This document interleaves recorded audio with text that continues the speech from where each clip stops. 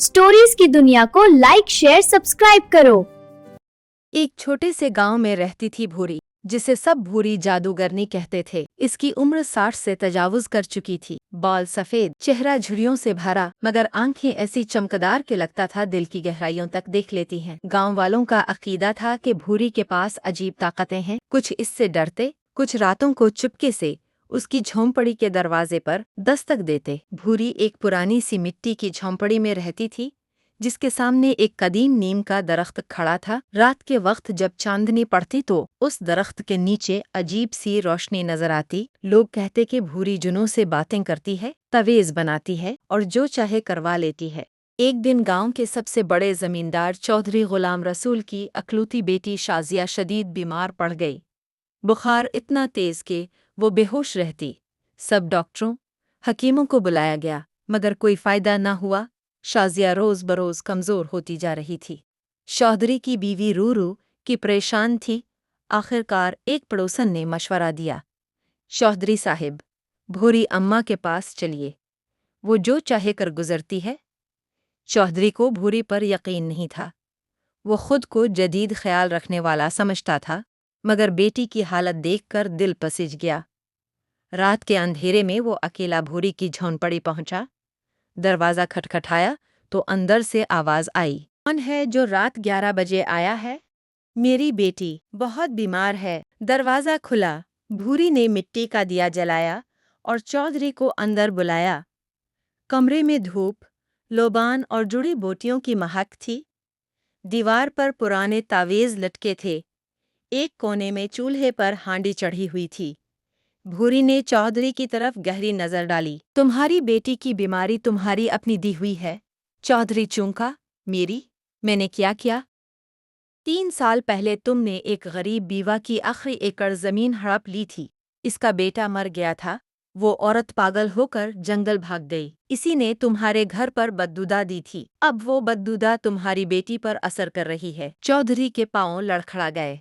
उसे याद आया कि उसने कितनी बेरहमी से वो जमीन छीनी थी। औरत रोती रही थी, मगर उसने एक ना सुनी। तो इलाज किया है? भूरी ने आहें भरी। इलाज है, मगर कीमत भारी है। तुम्हें इस औरत को ढूंढना होगा। जंगल के पार पुराने खंडर में रहती है। इससे सच्ची दिल से मुआफ़ी मांगनी होगी और जो जमीन छीनी थी वापस करनी होगी, तब ही बद्दुआ उठेगी। चौधरी ने सोचा, 1 एकड़ जमीन उसके लिए कुछ भी नहीं थी, मगर इज्जत और दौलत का गुरूर बहुत बड़ा था। फिर भी बेटी की जान खतरे में थी। वो बोला, मैं तैयार हूँ। अगली सुबह चौधरी ने अपने सबसे वफादार नौकर को साथ लिया और जंगल की तरफ निकल पड़ा। रास्ता खौफनाक था। सांप बार बार सामने आते। एक जगह भेड़ियों का गौल नजर आया, मगर अजीब तौर पर वो पीछे हट गए। चौधरी को लगा जैसे कोई पोशीदा ताकत उनकी हिफाजत कर रही है। शाम ढलते ढलते वो खंडर पहुंचे। वहां एक बूढ़ी औरत जमीन पर बैठी थी, बाल बिखरे, कपड़े फटे। चौधरी ने फौरन पहचान लिया, वही थी। वो घुटनों के बिल बैठ गया। बीबी, मुझे मुआफ कर दो, मैं जालिम था। जमीन वापस करता हूँ।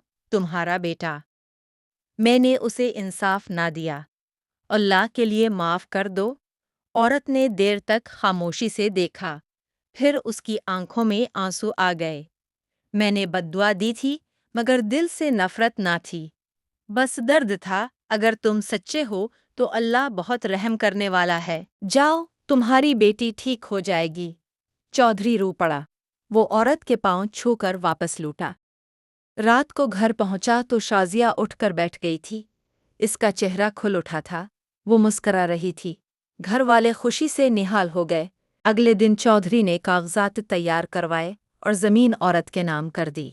गांव वालों ने हैरत से देखा कि अमीर चौधरी ने अपनी गलती तस्लीम की। कुछ दिन बाद चौधरी दोबारा भूरी के पास गया। आपने मुझे बचा लिया। आप वाकई जादूगरनी हैं। भूरी हंसी। जादू नहीं चौधरी साहब, बस सच बोल दिया। असल जादू तो अल्लाह के हाथ में है। लोग मुझे जादूगरनी कहते हैं, मगर मैं तो बस एक बूढ़ी औरत हूँ जो लोगों को उनके गुनाहों से निकलने का रास्ता दिखाती हूँ। चौधरी ने सर झुकाया। आपने मुझे सिखाया کہ دولت اور طاقت سے بڑھ کر انصاف اور معافی ہے۔ اس دن کے بعد گاؤں میں بھوری جادوگرنی کا نام بھوری اماں بن گیا۔ لوگ اب بھی آتے، مگر اب وہ تعویذ کے بجائے نیکی، انصاف اور معافی کی باتیں کرتی، اور گاؤں میں ایک نئی کہاوت چل پڑی: بھوری اماں کا جادو سب سے طاقتور نہیں، انسان کا اپنا ظلم سب سے بڑا جادو ہے، اور اس کا توڑ صرف سچائی اور معافی ہے۔